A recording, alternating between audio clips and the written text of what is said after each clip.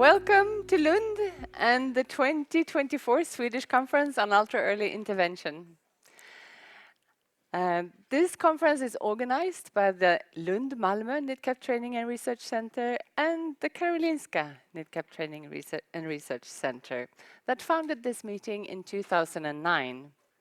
Agnes Linnér from Karolinska and myself, Stina Klemming from Lund-Malmö, share the organizing committee. This is the 15th conference, an international hybrid meeting with 89 participants. I think we have some more added today, so 90-something here in Lund, and about 50 participants joining us online. And we have representation from 16 countries, 5 states in the United States of America, and 15 different Swedish neonatal units.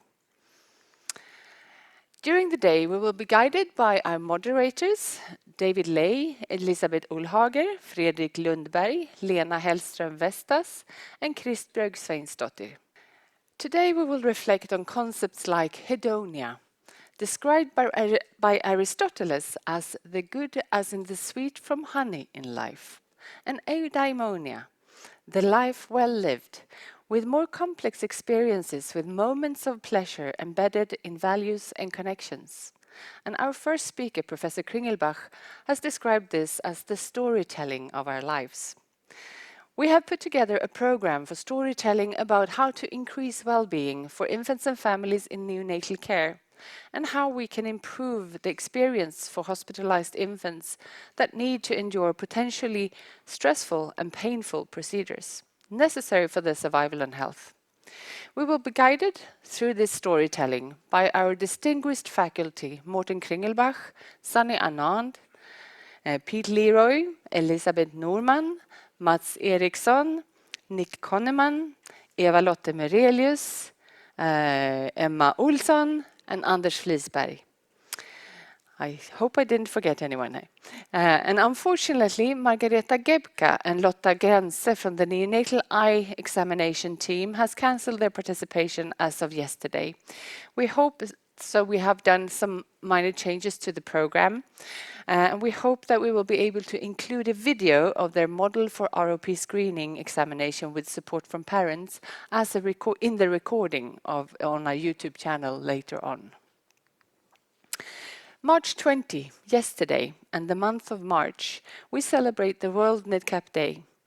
We highlight the importance of sensitive and individualized care based on the voice of the newborn for all hospitalized infants and their families, and we highlight the nurturing care from parents in all situations. To acknowledge this, we will start this day with listening to the late Professor Heidelise Als, founder of NIDCAP and the NIDCAP Federation International, and 10 minutes from her presentation at the 2022 Swedish Conference on Ultra-Early Intervention. I would like to introduce David Ley, Professor of Neonatology at Lund University, whose research field is neuroprotection in the newborn, aiming to support development and preventing toxicity in the very immature brain. Professor Ley will moderate the morning session after the video recording with late Professor Als.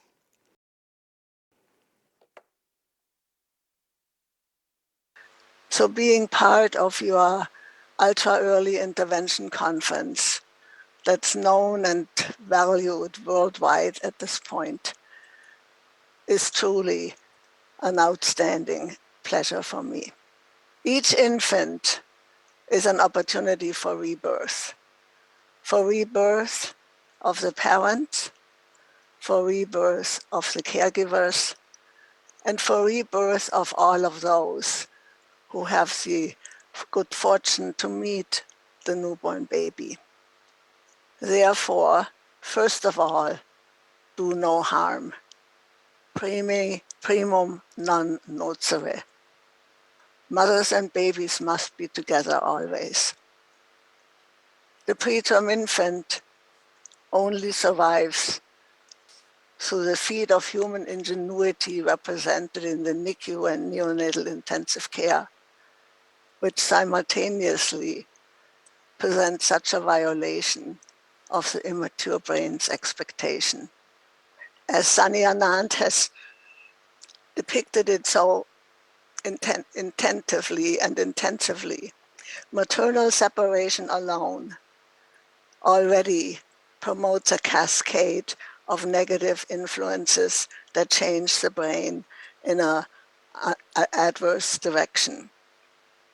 For preterm infants, this maternal separation is paired with repetitive pain that is by nature part of surviving in a NICU, which has its own cascade of adverse brain effects. The many harms of separating mother and infant are studied well and documented and show the disruption of newborn physiology, the heart rate, respiratory rate, glucose levels, feeding disruption, bonding disruption, behavioral disorganization, which leads to worsening disease, if not death. Separating mothers and infants leads to pain increase and increased autonomic disruption, and leads to stress increase for the mother, which in turn can worsen her own outcome. The harms of separating mothers and infants is shown in the interference of milk production and milk provision, the disruption of specific immune protections that come with such milk production and provision, and the disruption of the healthy microbiome. Yet the harm also spreads to the staff and other caregivers when we separate mothers and infants. The relentless witnessing of the infant's unassuaged pain is too much for any adult. With the many signals the baby gives us, with his face, with his hands, his feet, his shoulders, that all express the pain and discomfort the baby feels.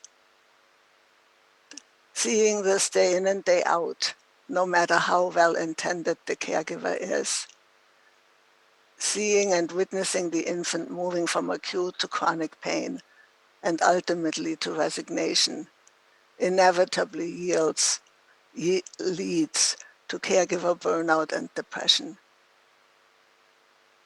As Bessel van der Kolk told us, the body keeps the score.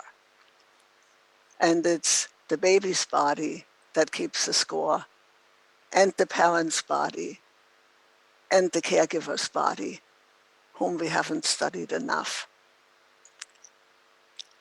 Each baby has a voice, and each baby's voice deserves to be heard. NIDCAP stresses the individuality of the baby. It stands for Newborn Individualized Developmental Care and Assessment Program. Each baby's behavior expresses that baby's current brain function. The baby's behavior is always available to be observed, and it therewith has to be our guide for structuring the environment, timing and structuring our interaction and our care. It behooves us to study the language of the baby. Otherwise, we will be poor communicators and responders. And we can study the language of the baby when we look at the communication channels that the baby uses all the time. At the core of the baby, the autonomic system, around it, the motor system, and around it, the state organization.